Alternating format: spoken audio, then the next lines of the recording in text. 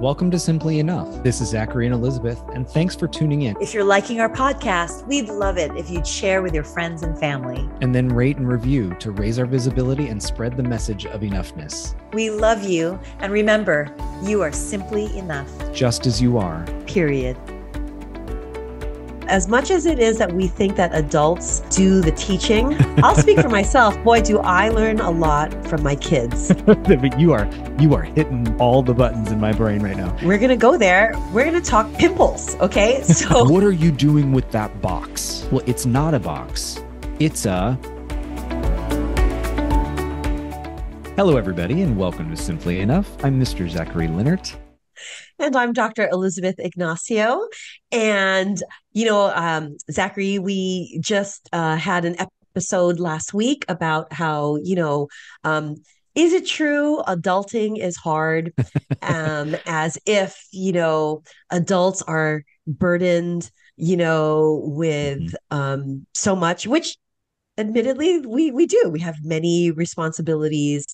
But there is something to be said about that we did talk about also in the past episode of, the youth have things that they have to deal with too. And so it's not kind of a competition and it's not an either or. Perhaps if we can have universal empathy and recognition and memory as adults of what it was like to be a teenager, that would be helpful.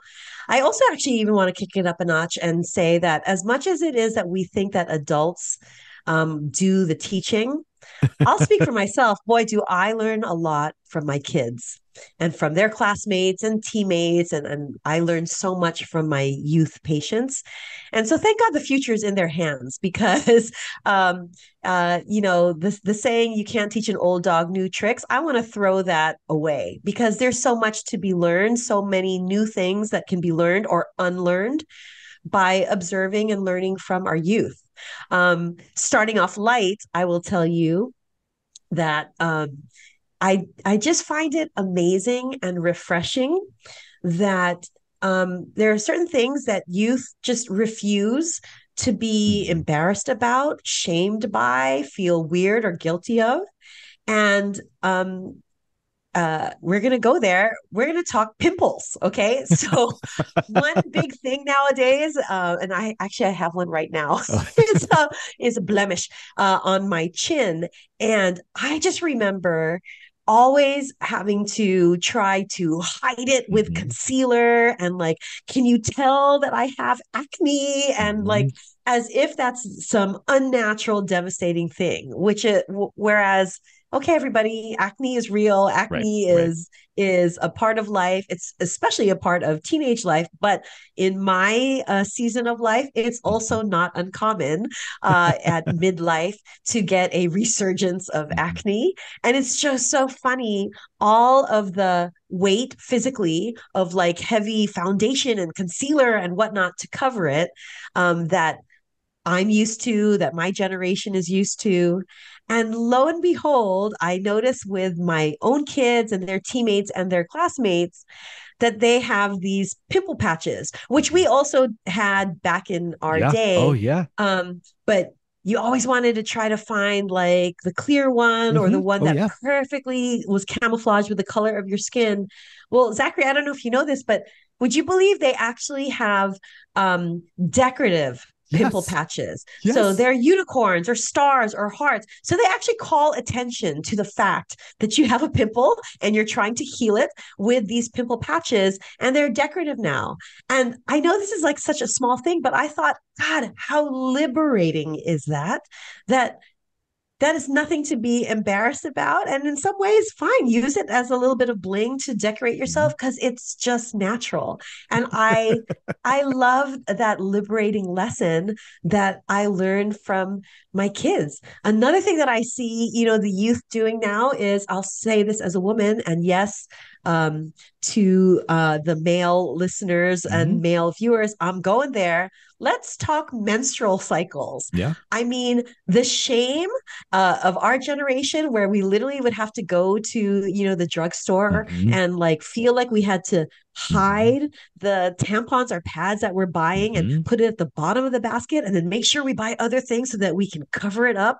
And then when we put it on that conveyor belt, can Yep. we stack other things on top of it so it's not seen? Whereas nowadays, the youth girls, the youth women are lobbying and winning for the fact of let's have menstrual care Yep. covered Yeah. as part of insurance, because it ain't our fault that Right. we were born with a uterus that has its monthly rejuvenation.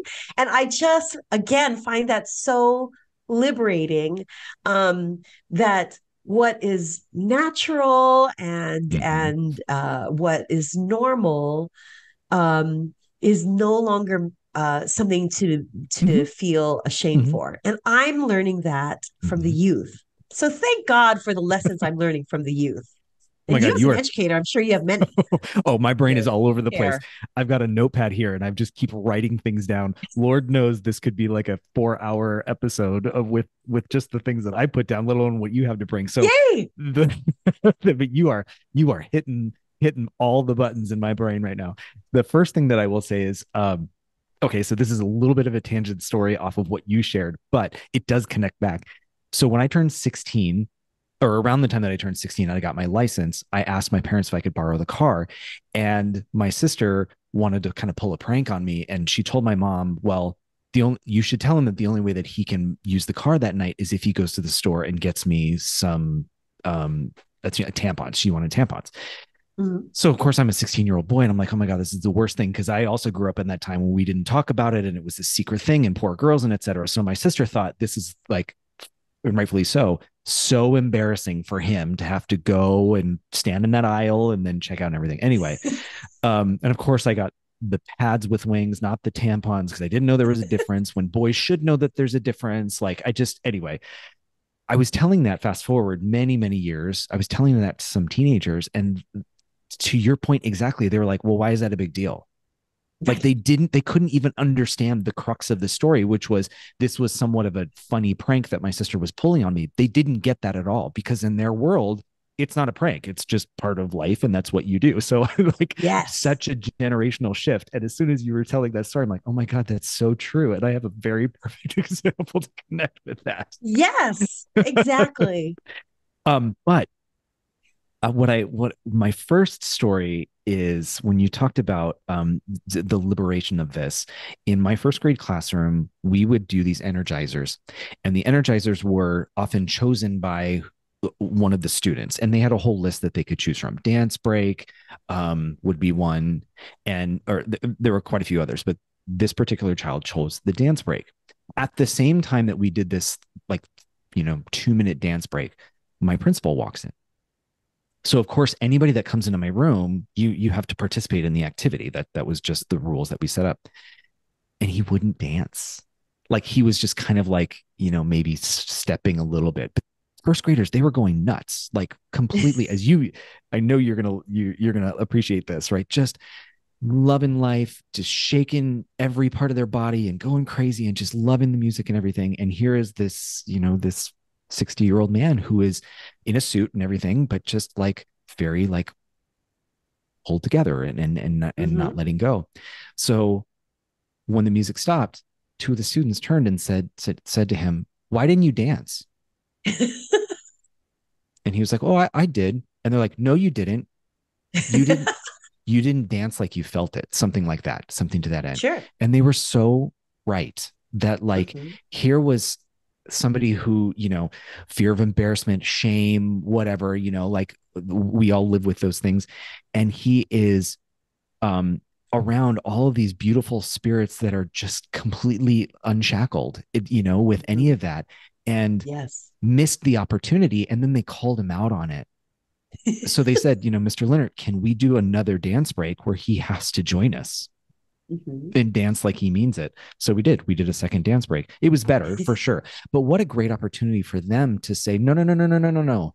That wasn't in the spirit of what this was for.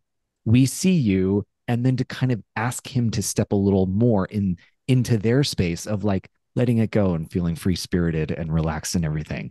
So Yes. not only did they teach it, but then they asked him, like, can you Yes. try it again? And Yes. isn't that cool? And they did it with him. So it Yeah, with wasn't him. like Yeah. a spotlight on him to shame him. It's Yep. like, no, let's all do it again. I just love that. Yeah. Absolutely. There's so much that we can unlearn. You've seen Finding Nemo, right? Yes. Okay, so I just watched this movie the other day. I love that movie. And the end, when Nemo teaches or asks his dad to let him take the lead on how to get all of the fish out of the net.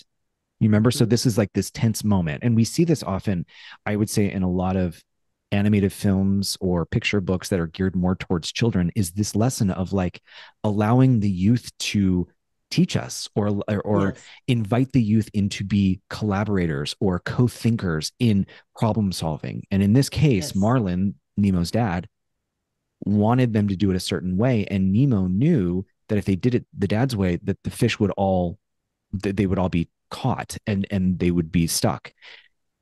And so, there's this tension between kind of the old and the young, and not in a vice versa, but more just a I know I'm right, I'm the older person. And Nemo Mhm. saying, can you just let me try? Right. Yes. Which is And where you started this episode. I just love that, and especially where I am right now in the season of life in terms of I'm recording here from a hotel room again, Mm-hmm. everybody, and that's because I'm here to drop off my daughter for her second year, her sophomore year in college, and my son is a senior in high school, so he is in the thick of college application process, and I find myself super jealous of them, also sad, and my heart is breaking because of just the thought of missing them. But very very jealous of them because one thing that I miss and love about my college time is it's not the parties and it's not Mm-hmm. even like the independence of living away from home, which were all wonderful, but literally the thought process that is engendered where it's not about getting the right answer Mm-hmm. in college, especially in liberal arts education. It's not about getting the right answer. It's knowing how to think. So it's not what to think, but how to Oh, think, and as much importance on what questions are you asking as opposed to just what answers are you getting.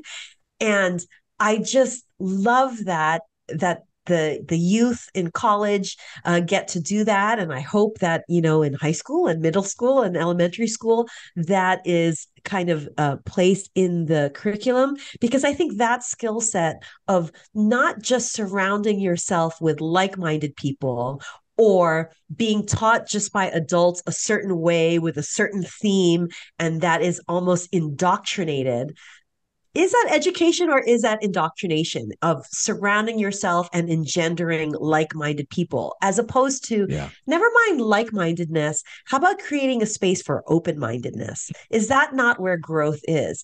And it doesn't mean you have to agree with everybody, but in being open to open-minded people, I think that's how the needle gets moved, as opposed to that selectivity bias and confirmation bias of surrounding oneself with like-minded people. Mm-hmm. I can't help but think again, also lesson learned from my kids. Speaking of college, so I think it's been quite clear in past episodes that my faith is Mm-hmm. is important to me, and I am a Christian. But I'm an open-minded Christian in that I just recognize God in all things and God in all religions and in all faiths. But I happen to be a practicing Christian. Uh, and my daughter as well is expanding and deepening her faith in at her liberal arts college. And I actually learned this from her, who she learned from her friend in this Christian youth group at her college. And we are talking about, how open minded Mm-hmm. versus how conservative is this Christian group. And we talked about what you and I have talked about in a previous episode in terms of, here's Pope Francis, Mhm. yay, Pope Francis, the Jesuits. And I'm not even a Catholic, but I did go to a Jesuit school. Yay, the Jesuits. Who Pope Francis himself, he does not condemn, and he's the head of the Catholic Church, and Mhm. he does not condemn the LGBTQ community. Mhm. He is and was the first to articulate and personalize and verbalize that. Who is he to judge? Yeah. He is just there to live out Christianity Mhm. with love.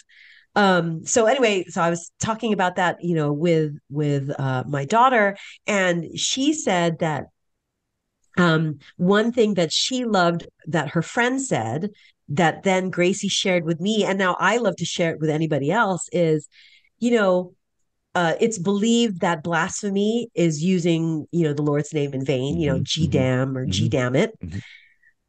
And her friend said, but the truest form of blasphemy is espousing something in the name of Jesus or Mhm. in the name of Mhm. God, yet is antithetical to the universal love that God and Jesus Mhm. espoused. That is more blasphemy. Yeah. And I was like, boom, just got taught by an 18-year-old.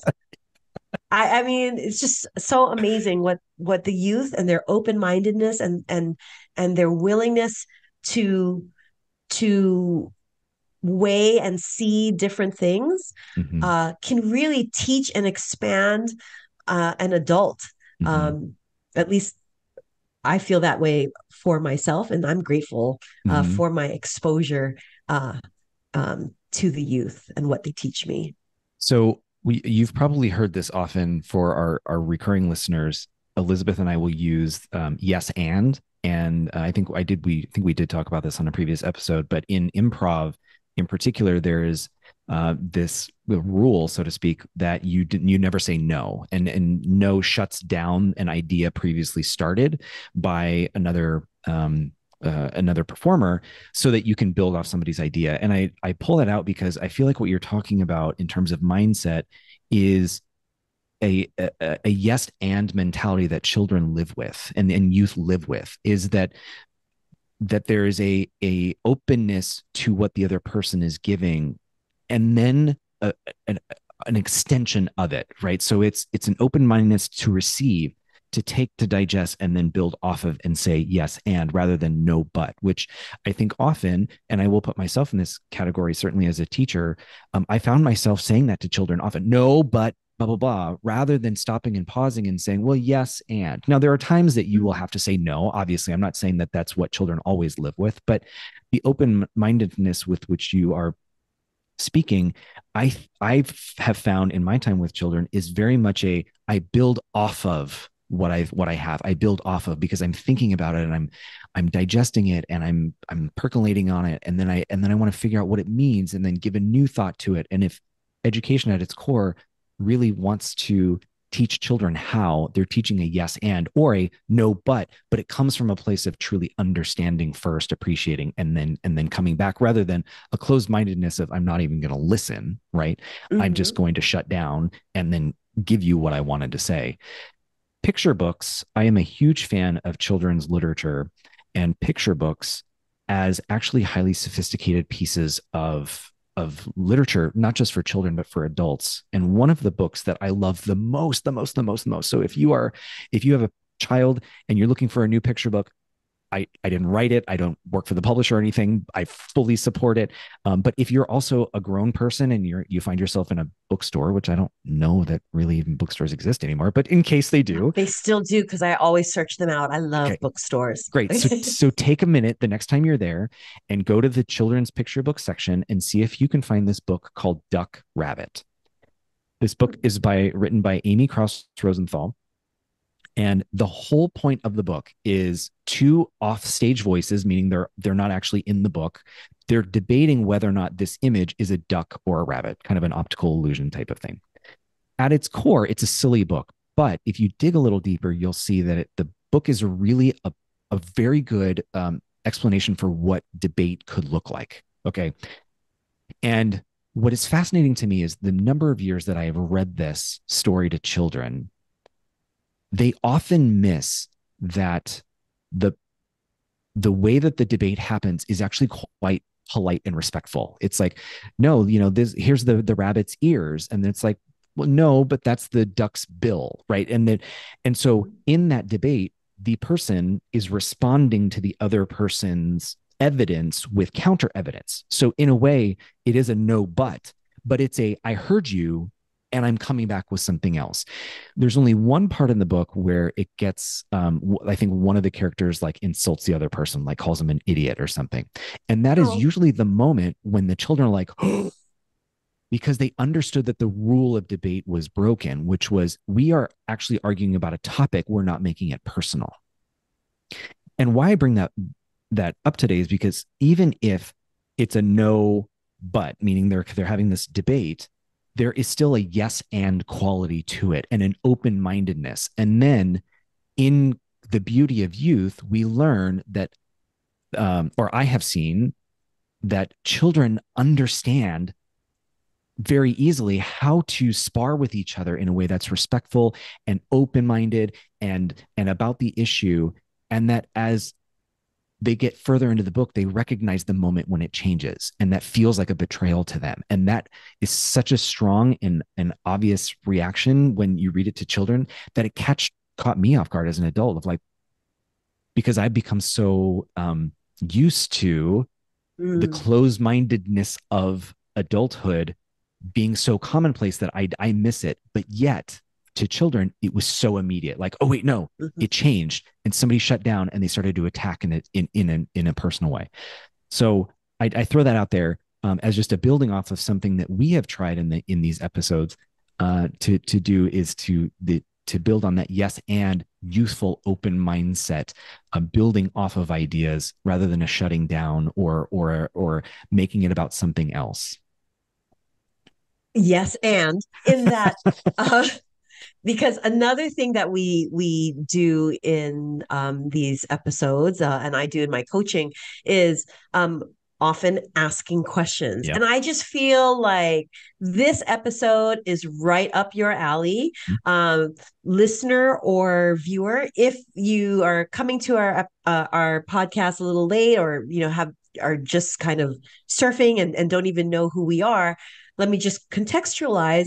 Mm. Zachary is an educator. He was an administrator, Mm. dean of a very prestigious private lower school in Honolulu, Hawaii, and is getting his doctorate in education at Johns Hopkins. So he is very much speaking from a place of authority in terms of education and youth. So, with that background, I just think this is a great opportunity to ask, what other books do you like or recommend as your favorite that kind of epitomize this open-minded learning, or not even that theme, just some lesson that we as adults might have to learn or unlearn, Yeah. that the youth can teach us. Okay. Sorry to put you on the spot. Oh, I do. This is fine. This is my It's topic. your So lane. yeah, Yeah. it's my lane. There is a great book. There are two actually. There's one called Not a Box and one called Not a Stick, and I wrote that down as another way to welcome ourselves through literature, youth literature, into taking on this open-minded youth mindset that could help us in our adulthood and beyond. So, Not a Box. Oh my god, it's so great. So first of all, the cover is kind of a construction paper like color, so brown, and then there's this like pencil drawing and of this like image, and then a box. And the other one is Not a Stick, kind of similar. And the entire book starts out with what is believed to be kind of like that Charlie Brown teacher voice, kind of like off Mhm. stage. That's like, what Wah, are you wah, doing? wah, Yeah, wah, yeah, wah. yeah, Yeah. exactly. It's like, what are you doing with that box? Okay, right away, the assumption is what I see a child, a youthful figure with a box.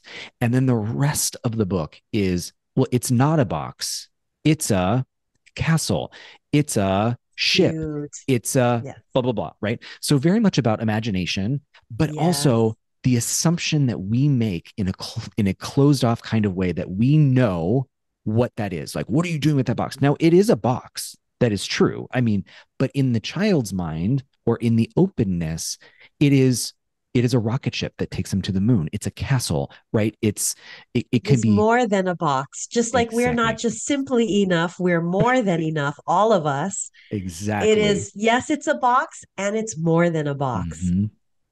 I know, right? And this is what I Love mean that. about picture books as highly sophisticated pieces of literature that we could overlook as adults. That it's not, not a Pulitzer Prize winning Mm-hmm. 4,000 page book, blah blah blah.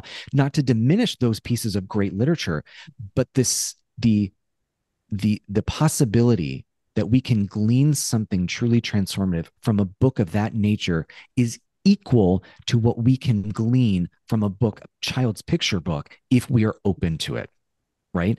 So, Exactly. If we can suspend our disbelief that I think I can, choo choo train, there really is no such thing as a train that can think out loud like that. But if we can suspend our disbelief and learn that lesson, that's how we can apply the I think I can mm-hmm, mindset. Exactly. mm-hmm. So there is value in picture books. The fact that there are pictures in it does not diminish or negate the value of the book.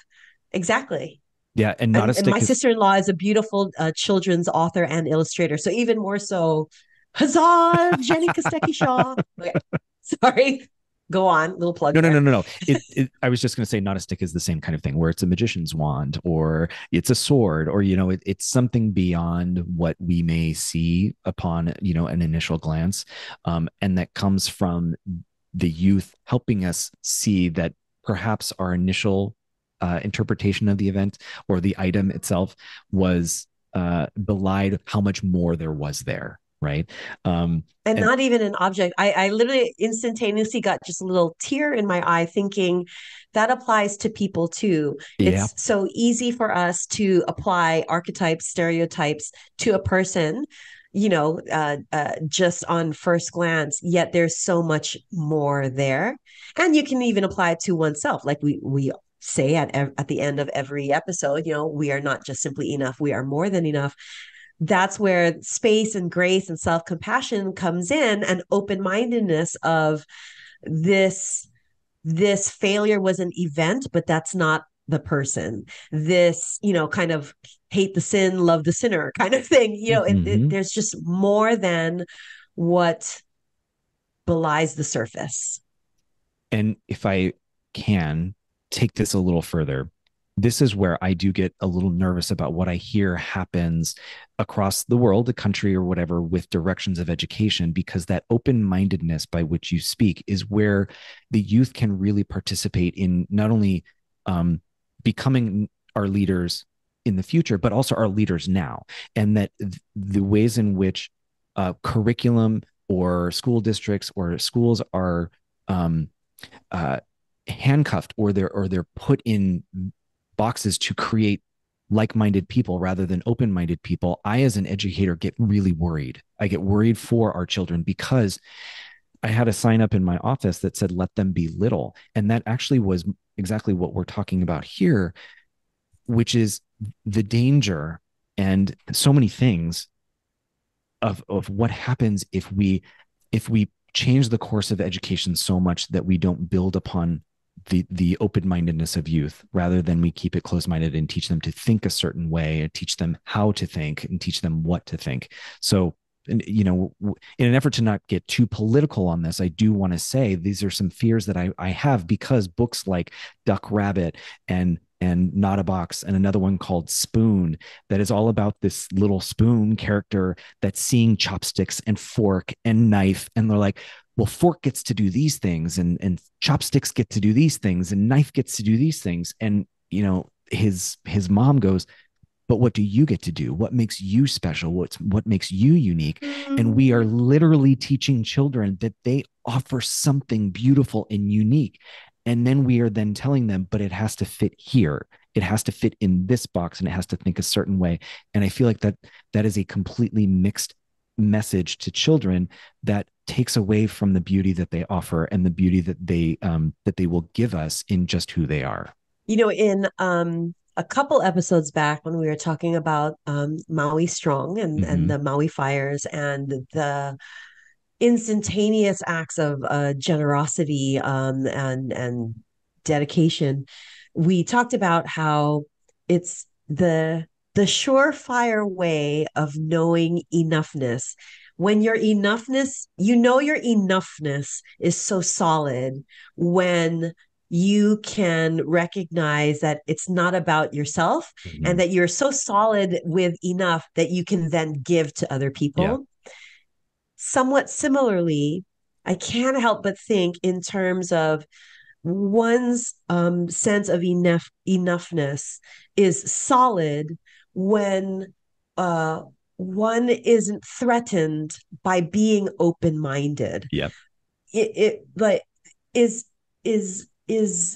sorry, I'm going to be the one that's going to take it political. Is your Christianity so fragile that you Hmm. cannot open your mind and be surrounded by and engage in conversation Yep. with other people? Is your Christianity that fragile? Hmm. Is your sexuality Hmm. as a cisgendered straight person so fragile that you are afraid you're going to be taught out of your cisgendered? I mean, that's just where you peel the layers and it's kind of like, okay, is that education or is that indoctrination? And Hmm. often indoctrination is based on fear Yep. and grooming.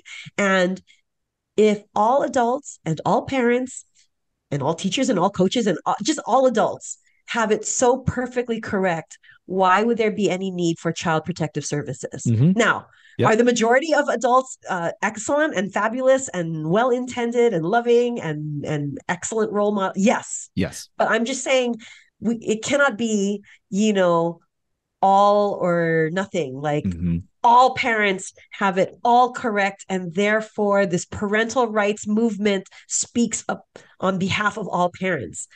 I just can't help but think of the fragility of that mindset, Hmm. that they have to be protective of what it is that they espouse and of their doctrine, that they cannot be Hmm. open to thought and discussion. I specifically say that I'll say this. I a part of a Facebook group. My kids tease me with how many Facebook groups I'm a part of, but it is really quite eye opening again Yeah.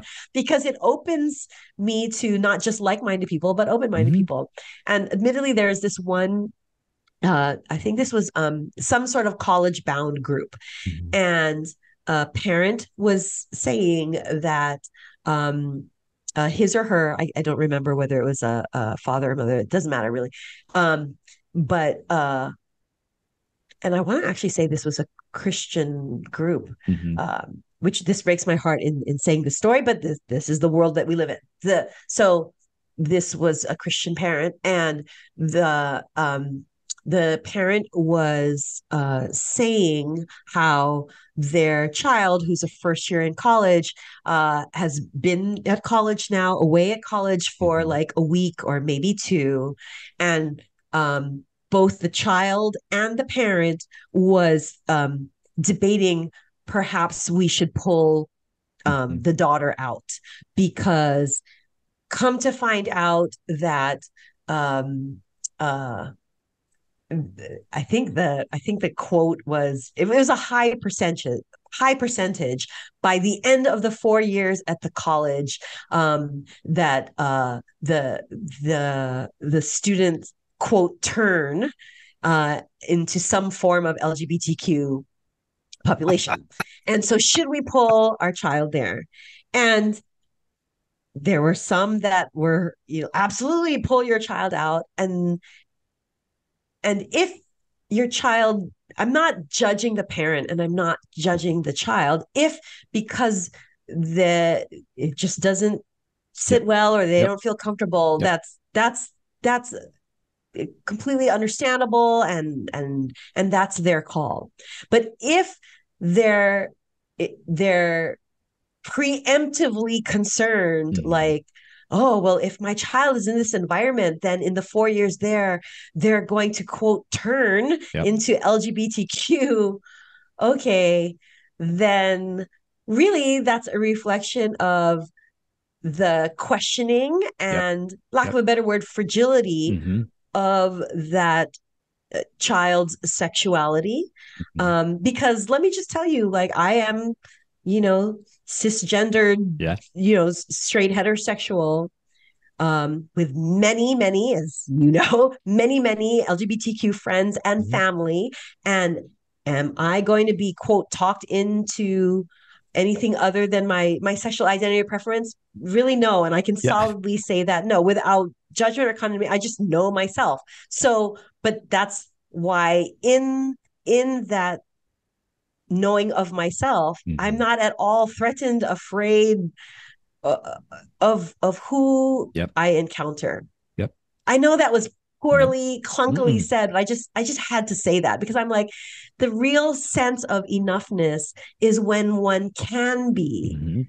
open to other things as opposed to that selectivity bias and confirmation bias of surrounding oneself with like-mindedness. Absolutely. And then what happens generationally when we pass that on to the youth? Okay, so taking your example, I was that queer youth that went to Catholic grade school, right, in Catholic high school, and was given the message of, God loves you, you are beautiful, but if Mm-hmm. you, only if you are this, right? And so in a way, it was, yes, for sure, about the fragility of the adults and the fragility Mm-hmm. of that religion. And I'm speaking very plainly, and I know this could be controversial for some of our listeners. I still identify as Catholic, even though I just stated there was a big problem with my upbringing and identity exploration as it then intersected with Catholic dogma and faith, or doctrine, excuse me. But what I internalized, and this is where that closed mindedness is problematic, is we give children the message that they are enough only if Mm-hmm. we give them, you are enough, but Mm-hmm. not and. Mm-hmm.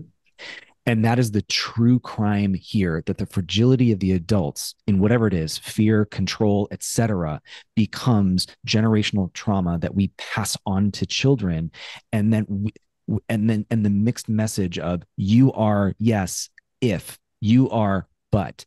And that is where I get really nervous for the state of education, because we're talking big themes here. um, it already exists in education, where teachers, some of the best intentioned teachers, want to control their rooms so much that the kids have no say in collaborating on what the class constitution or contract or what the environment feels like, that they have. You have to do this, you have to produce this, your homework means this, you get this grade, and it's very systematic, and there's no room for open-mindedness or how it's what. That already exists in education, and that is something that you know uh, administrators, teachers, coaches, et cetera, are really trying to dismantle already. And then we add this other layer on top, this societal layer, this political layer, this religious layer, where we are now not only saying in subtle ways, children, you are enough only if you follow the rules. You are enough only if you get an A. You are enough only if you are well behaved. But now we're saying you're only enough if you're straight, if you're not trans, if you blank. Mm-hmm. And then we become adults who are so struggling to see that they have anything of worth or anything of value, because they have internalized over and over and over again. Sorry, I'm getting a little emotional about this. That they have internalized over and over again that their enoughness is conditional rather than unconditional. Mm-hmm. And it's not just sexuality. If Yeah. you know, you are enough if, you're white, Yep. if you're, male or, Yep. cisgendered male, Yep. you know, yet the word that was so beautifully said, by the way, Zach, I just have to say that. Just kudos to you. That was just beautifully said. But our world is the classroom. And Mm. yes, we as adults, hopefully we do have wisdom gained through experience that would be lovely and hopefully valuable to pass on. But again, wisdom isn't doctrine per se. And with the world as the classroom, there are youth in it. Mm. So why not engage and learn from each other? And then the rising tide lifts all ships. Okay, everybody, remember that you are not just simply enough, You are more than enough. just as you are, Period. period. Mwah! Mwah.